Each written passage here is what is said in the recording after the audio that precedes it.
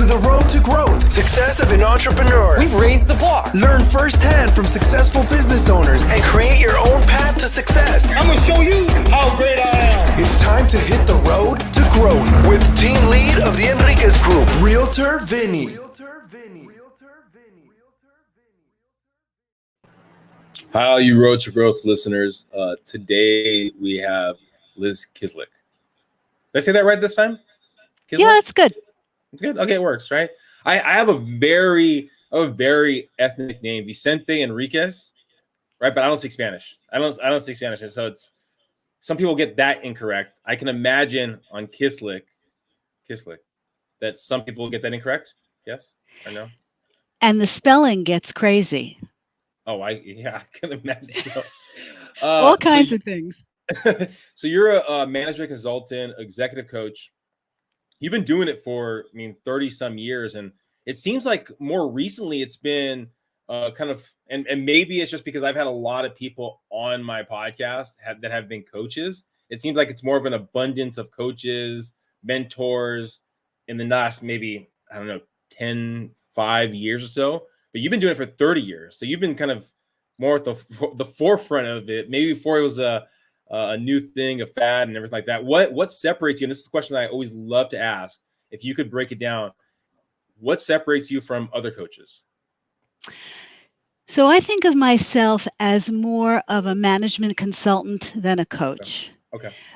Because part of what I'm doing is working to make sure that the company is in good shape and not just any individual in it. Okay. That the business goes forward in a good way. And I coach within that context. Okay. Sometimes if you coach the person and don't really know the business, you can send the person in a direction that's not good for the business. That happens more than you would think. Sure. Also, sometimes coaching is used as a kind of last ditch effort before we get rid of a person that we really don't want. And I can't stand that. I think the whole value of coaching is to get more out of somebody and to lift everybody all together. But you've all got to be going in the same direction. I don't mean in lockstep, but there's kind of a trajectory that any business is on, and every individual in it has to fit that trajectory, or the trajectory needs to change. Otherwise, you got people, just sort of dipping in and out, and that gets inconsistent and disruptive to everybody. So you brought the idea that helping out the individual sometimes compared to helping out the company can be a conflict, I guess, of interest. What does that mean in essence? So I coach some people who are individuals and come to me separately from their company. Mm-hmm. Say, one fellow who had just been promoted to vice president in a much larger organization than he'd ever worked before, and he wanted some guidance about how to navigate the kinds of politics and influence kinds of issues. But most of the people that I coach work in an organization, even if it's the owner, they are part of the organization too. And, I think about it as you can have a perfect drill that makes a perfect hole, but if you're facing that drill in the wrong direction, you get a hole you don't want. Mm. So, the fact that it's perfect doesn't matter if it doesn't fit. Sometimes some people are not meant to be in the spot they're in, or they're ready for a change. And then the thing to do is to help them figure out how they can be their best someplace else. It's not always that coaching makes everything perfect in some idealized sense. You have to think about, how do we use people's strengths, really apply them, get them to apply them?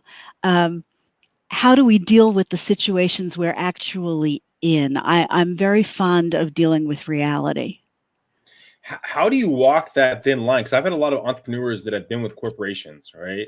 And they kind of know deep down that they're looking to transition out of that organization to maybe start their own company, right? And you're talking to them, communication with them, and you might see that this person is not a good fit as a team member, but could be a great fit as an individual building their company. And you've gained their trust to get that information. So how do you walk that thin line of helping that individual out, yet also telling the company that, hey, this person's probably going to leave in 6 months, a year from now? Oh, that's such a good question. And it is a tough situation, and every single one is different because it really depends on what are the person's needs. If somebody really needs to be on their own, they've come to a certain point in life, or they're tired of what they were doing, whatever it is, sometimes you can get them to feel refreshed in the business, and that actually works out.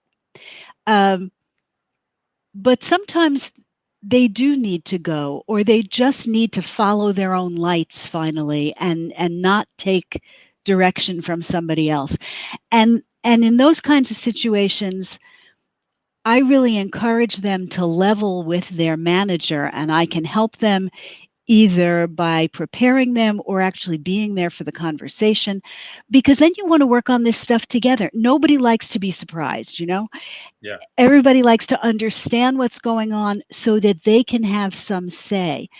And I've been in numerous circumstances where we worked out a smooth exit plan that enabled the employee to start transitioning their work over to somebody else, or to help hire somebody who would then take their spot. Succession planning is a very big deal. And then also, their management had the understanding that they were planning to go. So there was a certain amount of time. The management, it works differently in different places. In some places, it's like, okay, so we understand that you may need a couple of afternoons to go work on your stuff, and that's great so long as you get through the things we need. It's remarkable how often, maybe this is only my clients, but it's remarkable how often you can get people to come to an agreement when they are willing to declare that they actually want to help each other out, as opposed to keeping secrets and then, in effect, kind of abandoning each other. Have you always been a helper, a planner, a coordinator? Have you Go always been on. that growing up? Yeah. So I'm an eldest, and it was pretty clear to me early on that I was kind of responsible for my sister and brother. That part of my job as an eldest was to make sure everybody was okay. So I was responsible early on. In some ways, I'm a planner. I like to know what's coming, and I like to have a lot of contingency plans. But I don't mind when they change. That's fine. But it's good to have some ideas because, you can't count on anybody else feeding you ideas. You got to have your own. And as far as a helper, yes, I really like this kind of supporting role, because often when you are leading, you can't see everything. You sort of see the front. I can go around and see everything. Everybody will talk to me. And then I have a better sense sometimes of what's going on than the person who's truly responsible. And I get the trust of everybody who's less worried. I can't fire them. So it gives me not only an interesting vantage point, but influence that you sometimes don't have when you're actually the boss. I can't tell you, Vinny, how often people ask me questions like, why can't my boss be like you? Or, I like talking to you. I don't want to talk to my boss. And I say, if I were here all the time, you wouldn't like me so much either. So it's it's really worked for me. I have to say I've been very lucky. Okay, so you're the oldest of 3 kids. Yeah. Now, from there, where did you know the path was? Because again, 30 years ago, right, when you got into this industry, it really, it wasn't maybe to the degree that it currently is, right? There's a lot of companies that can assist you if you want to be a coach and help you on the game plan. I don't know if a lot of those companies were around 30 years ago. I don't think so. So Right. when you started in this and you knew, okay, I like to coordinate, I like to help. What was your idea? You went to college. What were your plans? Okay, so in college, I was an American Studies major. I loved college, but unlike my friends, I wanted to go to work. I think all of my friends went to grad school of some kind. And I liked work because that's where you could make stuff happen. So I went to work for a marketing agency, small, privately held, where I had worked for a couple of summers before. And I learned, you couldn't pay to learn the things that I learned. I was hired after I graduated to be an account executive, but when I got there on the first day, I was told that instead I would be basically the interim manager of a department of 24 women. This was, what was it called? Tabulation and statistics. This is long enough ago that computers were not on every desk, okay? These were people counting pieces of paper and writing reports based on numbers of pieces of paper. And in those days, there wasn't coaching in the sense that we think about it now. There were bosses and they gave direction. They gave orders and you followed those in the best way you could. And that job, I hadn't managed people before that. That was hard and I learned a lot. But it was not near as hard as the job I had 2 years later when I was 23 and I was suddenly responsible for a 300-person call center. And that was the hardest job I ever had.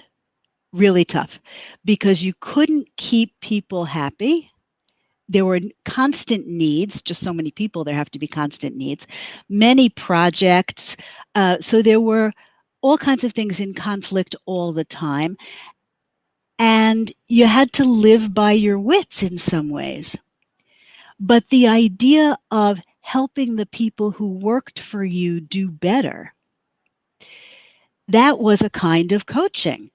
It wasn't structured in the way we think of coaching now, but just giving orders, that only works when the work is incredibly straightforward, concrete, consistent, and people are willing to take orders. If you're expecting people to think for themselves, you have to actually let them do that. And you can't just order them around all day. So call center, what were you guys selling? Oh, my goodness. All kinds of things. This is long enough ago that telemarketing was really a beautiful thing. This was before it got ugly.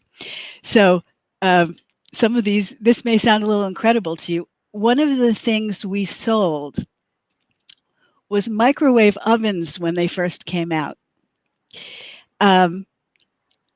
People, you didn't even have to go into a store. People would buy them sight unseen. I think they were $400.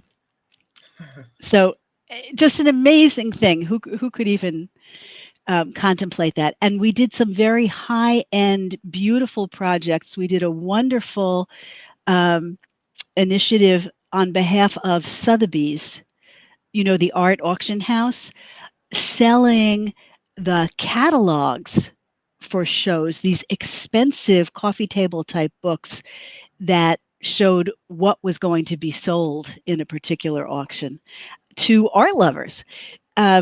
So lots of very high-end stuff, and then some other regular things that you might expect, like magazines and things like that.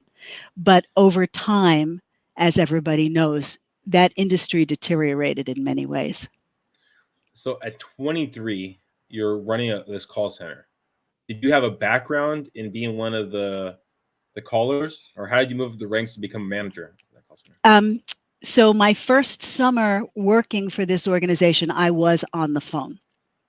Okay. And I learned some of that. And I also spent a little time, not that much time, supervising a unit of people who worked on the phone. The second summer I worked there, I sort of created a little human resources department for them. They didn't really have one. So I would say it was probably more personnel at the time than human resources, but structuring all the interview forms and the documentation for recruitment and hiring people and those kinds of things. And then I really learned the company starting with that interim management role. And then I was an account executive. And I was promoted every 6 months because, as is often the case in smaller privately held companies, there's so much to do that if you are willing to take more stuff on, they're happy to have you do it. And I don't like stuff that doesn't go well. I like it to go smoothly and be really productive. So I just kept taking on more things. And it was kind of ridiculous that I would end up in the position I was in, to tell you the truth. But some guy was hired externally to be vice president of this call center, and he didn't work out. And I guess I was their best shot at the time. Why at that time, especially at 20, 23 years old, were you, and 21, 22, 23, taking on more responsibility instead of just, not usually, but sometimes that you're just working for a job, especially at a call center. It doesn't seem like it's maybe for some people that appealing, right? But you're taking on more responsibilities, taking pride in your work. What was driving you to want more, to do more? I think first it was fascinating. There were so many things going on, so many different kinds of people. It was a different time then, but every day was different. It kind of raced by. So that was just interesting all the time. Many of the projects were interesting. Learning how to make a difference, how to make something work better that wasn't working well, figuring it out, experimenting. That's really interesting. Some of the people were so wonderful, so that's rewarding. The ability to serve clients and have them be pleased with the work, that was great. There were loads of reasons to just be excited and interested. I would walk to work getting revved up. It could be like a sitcom, that sort of striding thing with my briefcase. It was good. It was also terrifying because stuff could be screwed up, and sometimes that would happen, and then you'd have to figure out how to fix it. And I really did not like leaving so much undone every day. With so many people and so many projects, it's like a plate spinning act all the time. And you're always waiting for a crash, and you're always hoping you can get to spin the plates just in time before they fall. And so I didn't love it. I loved doing it, but I didn't love that I couldn't get it better enough in my eyes. So I was happier when I moved on to other roles that were more focused on, for example, client services and really tending clients. You talk about the helping kind of role. In some ways, I was happier with that afterward. And my last role there was as executive vice president. The owner of the company died, and there was no succession plan. And the widow brought in an outsider who was backed by money. And one of the luckiest things in my life, I think, is that she felt I was too young to actually run the business on my own. And thank goodness she did. I mean, that really saved me, because I didn't like the direction it started going in. This was at the time, Vinny, when telemarketing was starting to get more ugly. And I could see that coming. And this outside person didn't come from our tradition of high-end and experimental work. It was much more the commodity kind of stuff. And I could see that I wasn't going to be happy for the long term. And so I left. But because I had been very active in the direct marketing industry, I was active in the trade association, I knew a lot of people, other consultants subcontracted work to me. I was working within a week after I left, and I just never stopped. So when you left, these people would just bring you on, talk to their people, and that was simply it? That's pretty close. I think in many ways, because I had the track record of working in this field and in this company, I was there, I think it was about 8 years when I left. And in those days, I spoke at a lot of industry conferences. And I think you can see I'm pretty upbeat about things. And I believe there's a way to get things done. And people would hear me and they would think, oh, my people wouldn't hate her. And which is a very low bar, you would think.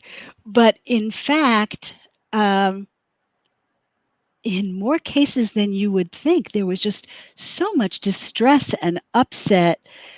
Frontline workers often feel completely unattended to, and that they're sort of whipsawed by being ordered around by managers who don't really know what's happening in the job. And I understood them. I had done their job. I had ideas about how their job could be done better. And one of the things that's always fascinated me, anything that goes wrong in a company ends up in customer service one way or another, you know? And so with managements and executives that were willing to hear what was going wrong outside the call center, so I would then start doing work outside the call center based on what I had learned in these companies inside their call center, from listening to their reps, from hearing the actual phone calls and hearing what their customers were upset about.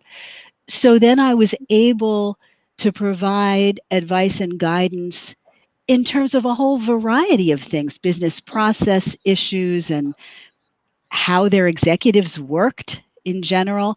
And I sort of evolved over time. And now I do everything from some strategic planning, you asked about the planning, to a lot of leadership development about how these things can be better so everybody's working in concert instead of at loggerheads all the time. With that, transitioning from the corporation, getting that steady paycheck, to, in essence, starting your own company a week after you were parted ways, how did you find the price, right, that you were going to charge for your services? Was it, because that's a short time, unless you had people around you that you could ask, or I mean, if you had this kind of game plan put together already, that's a short window of a week of time just coming up with a number going, this is my number, this is my cost, this is what I'm going to do. Yeah. Okay. The truth is, I don't remember so well exactly what happened. Certainly, the subcontracting work that I was doing, which I just accepted, it was people I knew and trusted, and I was grateful to have it. Well, if that's what I could make subcontracting, whatever that was at the time, without even asking for it, that gave me a sense of positioning in the marketplace and what could be true over time. And the funny thing is, looking back, I didn't have a plan at all. I just worked and hustled and worked. And Vinny, I've been really lucky. I'm so grateful. I've been very lucky because you can know exactly what you're doing. You can be really smart, highly competent, all kinds of good things. And if you're not also lucky, you can have a rough time. When did you feel like you found a strong plan, a plan that you can actually build and grow? I mean, I know when I started in the real estate industry, I was hungry, just doing what I had to do, put my face, go forward. But it took me a little while to actually understand, okay, I'm working in my business, not on my business.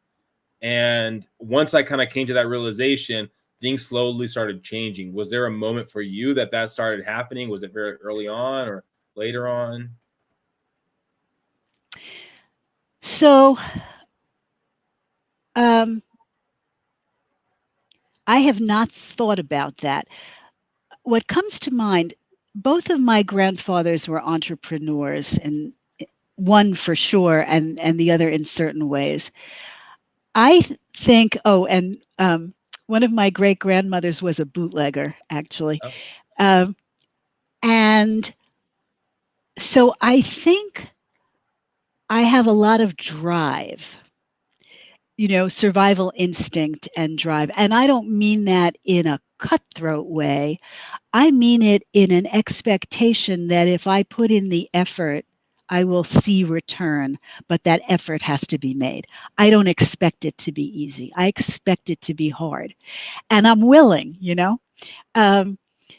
So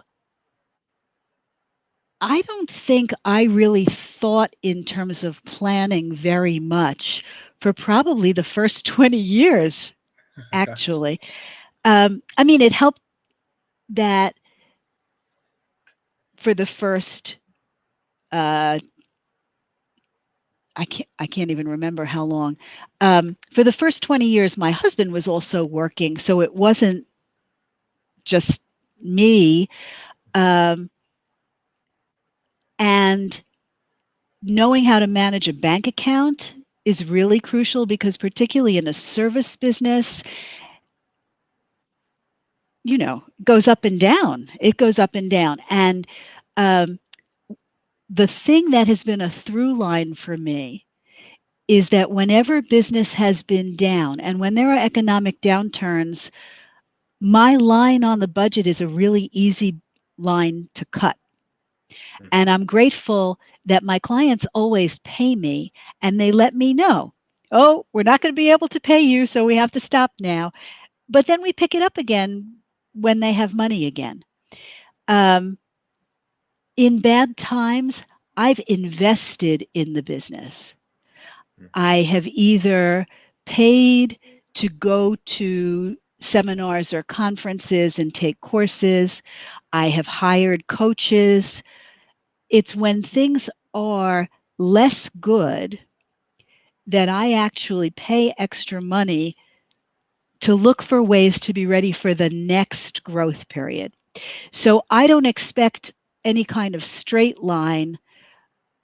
I just expect to keep plugging along. And that's been pretty good. Although to your point earlier, there are now many, many more people who are in the same kind of space I'm working in than there used to be. Now I can see it be easier now, right, with the down moments to have faith in yourself to spend the money. Yet when that first down moment or second down moment, right, what drove you to invest, to keep going forward, and maybe not maybe quit and go back to the corporate world? What stopped you from doing that? I knew I couldn't have a boss again. I mean, there were some ways in which I always had a boss when I was working at the agency, but I was very independent minded. I liked getting along with people. I do a lot of work in conflict now, probably because I'm conflict avoidant myself. So I really had to learn about how to handle conflict. I, in some ways, operated as if I knew what to do to help my boss, even more than I took direction from any boss that I had. I don't know why that is. I think it just was natural to me. The idea of going back into an organization permanently and therefore having less variety, which is something I really love, and having to plug away at the same problems with the same people in the same way and not get to step back the way I can in my practice just seemed like misery. I mean, at times when I've thought about it, what I've thought instead is I could lower my standard of living and be okay if I didn't work. I think that first. But if I didn't work, what would I do? I'd be volunteering somewhere doing the same stuff. I mean, I also volunteer and do the same stuff now. I might as well get paid. So it just it didn't seem like a real option not to go forward. And you said in the last, 10 years or so, you started really planning, right? So understanding the business a little more. With the knowledge you know now, is there something, advice that you would give maybe to your, younger self, the one that was just about starting in that company? It's not so much advice for my younger self because my path fit my younger self really well. The advice for my younger self wouldn't be about planning or strategy. It would be more like just not to be afraid so much because you'll figure it out, that kind of thing, reassurance. But for people who are considering going into a kind of coaching or consulting business, I think my advice would be along the lines of figuring out what your expertise is and why you stand out from others, because there are so many people now. It's much harder to hang out your shingle than it was when I did it. And even when I did it, because of my trade association contacts and connections, I already had a kind of platform. I spoke at conferences. I wrote for a couple of trade publications. So I had some marquee value, even at that time. And what I've learned in the last few years is that if you don't have a kind of social proof or the signaling, market signaling that shows that you're worth it, it can be much harder to find clients and have credibility compared to all the other people that are out there. When you said fear, right, to your younger self, don't be afraid, kind of push through.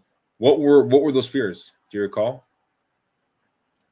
Oh, yeah.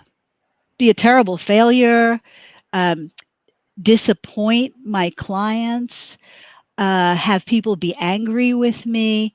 Very human fears about wanting to be accepted, and wanting to be. So I don't want to work there, but I'm kind of part of their team, you know? So there is still often the desire to be a part of a group, even if you want to be on the outer fringes and be able to tell them what's going on the inside. Fear of screwing up, very regular, same as anybody. And sometimes the fear of disappointing because people trust me and they put their confidence in me that I will actually help them find a better solution, help disparate parts work together, help difficult people smooth themselves out. And I'm good at it and I work hard, but I've also been lucky. So most of the times it's really been okay. But even in new assignments, sometimes you think, oh my gosh, how am I going to make this work? Listen to these people. Do they hear themselves? They paint a terrible picture, but you know, we're all human. And so if you're really willing to work with people as they are, you can often get them to go pretty far. Do you still have any of those fears of wanting to be, I guess, liked, the disappointment? Do you still have any of those fears? Yeah, I'm still human. Still, what I mean, how do you get past it? Because I'll get the same thing. I'll be like, and it could be the smallest of thing where I let this person down, or they just don't like me. We didn't connect, and it will hold on to me, right? Like you said, we're human. How do you go on with your day, or how do you push through that in those moments to know I can't let these other people down because maybe this one person I didn't connect with well? How do you go past that? Okay. There are a bunch of different stages. So the first thing, because I'm a logical, rational kind of person, first I talk to myself logically and rationally. Say, for example, oh, you must deal with this kind of thing. I send a proposal and I don't hear anything. And I think, oh, they must hate me, right? That's the first. You don't, your first thought is not, oh, they're so busy. Your first thought is, oh, something must be wrong. So I've been through this enough. I try to explain to myself, and then I try to listen to myself. But the other thing is, I don't try to push through it anymore because the brain doesn't work so, the brain doesn't like to be forced. And, you know, there's all this work out now on cognitive capacity and neuroscience and all this stuff. I love that. So really feeling the worry, the fear, naming it, recognizing it as fear that I've had before and survived. And there are so many techniques, Vinny. Wonderful. Can I give you one right now? Yeah, please. Okay. So when you are in fear, first of all, you're chattering to yourself all the time. You know, you can hear that little voice saying all the terrible things. But the other thing is, if you really pay attention, you feel it in your body. You know, either your stomach is churning or your jaw is locked or your throat is clenched. We all have different reactions, but we've got these physical reactions. So a fabulous, crazy technique is you turn and you look behind yourself. And then you go to the other side and you see that, in fact, nobody's chasing you. Which is, it's crazy that this can actually work. And you say to yourself, and it helps, by the way, to use your own name, or sometimes I call myself honey or sweetheart so that I think someone is being nice to me. And I say, you're safe. There's nobody after you. And because your body actually checked it out, your brain starts to calm down and your stomach starts to calm down. And then you can say, oh, I know that prospect is busy, and really, they could have worked on this 6 months ago and they didn't. So it's a high priority, but it's not an everyday priority. In a couple of days, I'll just send a note and ask them if there's anything else they need. And then it turns out they were just busy and they apologize and, it's all good. But being able to calm yourself, that's a big deal. I like it. Now, if, let's say we're talking in, say, 5 years from now, right? 5 years from now, where is Liz going to be? Where's your company going to be? So I have just been thinking about that. I don't have my mind made up. Which, is kind of consistent in a way, because I believe in incremental opportunism, which is easy for me to do because it's me. If you have a company, this is harder to pull off. I like to see what's happening, and if I like it, I go more in that direction. And if I don't like it, then I don't have to do that. So one of the possibilities is I just wrote a book proposal, and I just sent it out to a few agents, and I'm waiting to get responses back. It may be that I start to write books. That's one real possibility. I've already prepared myself in case nobody wants this book, that then I won't write books, and I'll have more time to work on more interesting projects and find more interesting clients. I want to keep doing the work I'm doing, Vinny, in the sense that it is really gratifying to see people grow into themselves, become more self-assured and more competent. I feel really proud when people do that. There are companies I've worked with, one for more than 25 years, one for 20 years. I mean, I have these long relationships. I don't want to give that up. I make jokes that I'll still be doing this when they put me in the home, as long as I'm still interested and curious about why things don't work and how could we make them work. I suspect I will be giving advice forever. So there's always people who need it. It's great. It's permanent job security in that sense. And it's not that I want to build a big company, because the idea of managing a lot of people, I love not managing people. I'm very good at knowing how to do it, but it's actually tiring to me in ways that advising is not. Well, if anyone's listening right now and they have a company that they're looking for an advisor to bring on to help them out, what's the best way of them finding you, Liz? Thank you. My website's really the best place. It's www.lizkislik.com. I assume you'll put it in the show notes? Yeah, it'll be in the show notes. Great. Okay. So they can get to me there. If it's of interest to anybody in your audience, Vinny, I've got a free ebook there about how to deal with the interpersonal aspects of conflict that could be helpful to people.